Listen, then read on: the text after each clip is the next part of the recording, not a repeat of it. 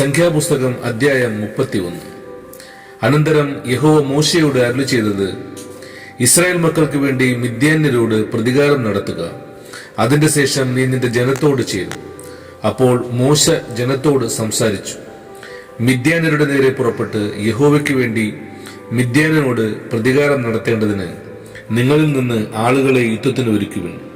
നിങ്ങൾ ഇസ്രായേലിന്റെ സകല ഗോത്രങ്ങളിലും ഓരോന്നിൽ നിന്ന് 1000 പേരെ വീതം യുദ്ധത്തിന് അയക്കണം എന്ന് പറഞ്ഞു.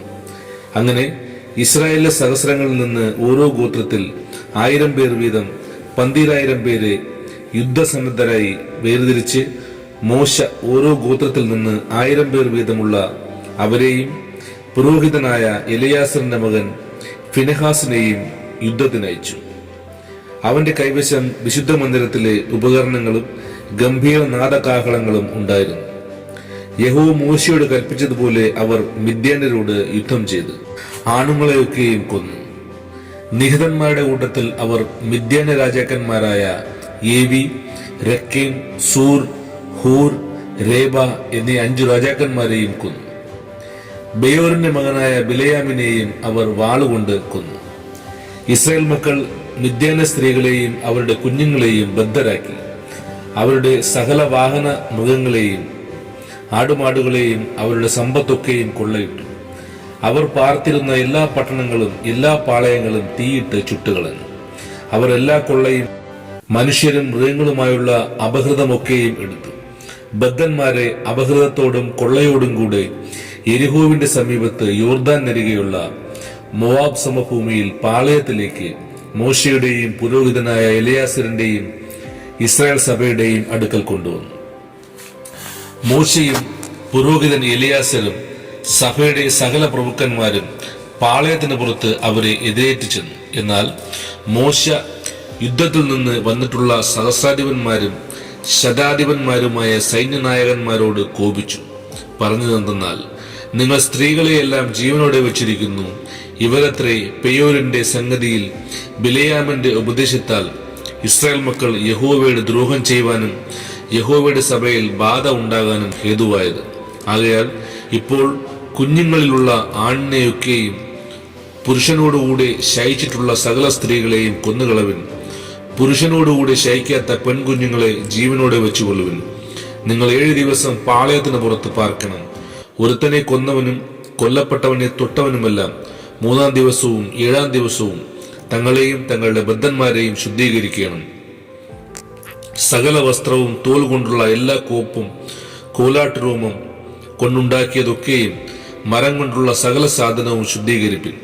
പുരോഹിതനായ എലയാസർ യുദ്ധത്തിന് പോയിരുന്ന യോദ്ധാക്കളോട് പറഞ്ഞത്, യഹോവ മോശയോട് കൽപ്പിച്ചിട്ടുള്ള ന്യായപ്രമാണമാവിത്.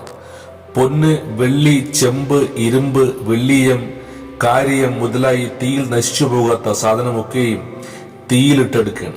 എന്നാൽ അത് ശുദ്ധമാകും. എങ്കിലും ശുദ്ധീകരണ ജലത്താലും അത് ശുദ്ധീകരിക്കണം. തീയിൽ നശിച്ചു പോകുന്നതെല്ലാം നിങ്ങൾ വെള്ളത്തിൽ മുക്കിയെടുക്കണം. 7-ാം ദിവസം വസ്ത്രമലക്കി ശുദ്ധിയുള്ളവരായ ശേഷം നിങ്ങൾക്ക് പാളയത്തിലേക്ക് വരാം. പിന്നെ യഹോവ മോശയോട് അരുളി ചെയ്തത്, നീയും പുരോഹിതനായ എലയാസരും സഭയിലെ ഗോത്ര പ്രധാനികളും കൊള്ളയായി പിടിക്കപ്പെട്ട മനുഷ്യരുടെയും മൃഗങ്ങളുടെയും തുക നോക്കി പടയ്ക്കുപോയ യോദ്ധാക്കൾക്കും സഭയ്ക്കും ഇങ്ങനെ 2 ഓഹരിയായി കൊള്ള വിഭാഗിപ്പിൻ. യുദ്ധത്തിന് പോയ യോദ്ധാക്കളോട് മനുഷ്യരിലും മാട്, കഴുത, ആട് എന്നിവയിലും 500-ൽ 1 യഹോവയുടെ ഓഹരിയായി വാങ്ങണം. അവർക്കുള്ള പാതിയിൽ നിന്ന് അത് എടുത്ത് യഹോവയ്ക്ക് ഉദർച്ചാർപ്പണമായി പുരോഹിതനായ എലയാസറിന് കൊടുക്കണം. എന്നാൽ ഇസ്രായേൽ മക്കൾക്കുള്ള പാതിയിൽ നിന്ന് മനുഷ്യരിലും മാട്, കഴുത, ആട് മുതലായ സകലവിധ മൃഗത്തിലും 50-ൽ 1 എടുത്ത് യഹോവയുടെ തിരുനിവാസത്തിലെ വേല ചെയ്യുന്ന ലേവ്യർക്ക് കൊടുക്കണം. യഹോവ മോശയോട് കൽപ്പിച്ചതുപോലെ മോശയും എലയാസരും ചെയ്തു. യോദ്ധാക്കൾ കൈവശമാക്കിയതിന് പുറമേയുള്ള കൊള്ള 6,75,000 ആടും 70,000 മാടും 61,000 കഴുതയും പുരുഷനോടുകൂടെ ശയിക്കാത്ത പെണ്ണുങ്ങൾ എല്ലാം കൂടി 30,000 പേരും ആയിരുന്നു. യുദ്ധത്തിന് പോയവരുടെ ഓഹരിക്കുള്ള പാതിയിൽ ആട് 3,37,500, ആടിൽ യഹോവയ്ക്കുള്ള ഓഹരി 675, കന്നുകാലി 36,000, അതിൽ യഹോവയ്ക്കുള്ള ഓഹരി 72. കഴുത 30,500, അതിൽ യഹോവയ്ക്കുള്ള ഓഹരി 61. ആൾ 16,000, അവരിൽ യഹോവയ്ക്കുള്ള ഓഹരി 32. യഹോവയ്ക്ക് ഉദർച്ചാർപ്പണമായിരുന്ന ഓഹരി യഹോവ മോശയോട് കൽപ്പിച്ചതുപോലെ മോശ പുരോഹിതനായ എലിയാസറിന് കൊടുത്തു.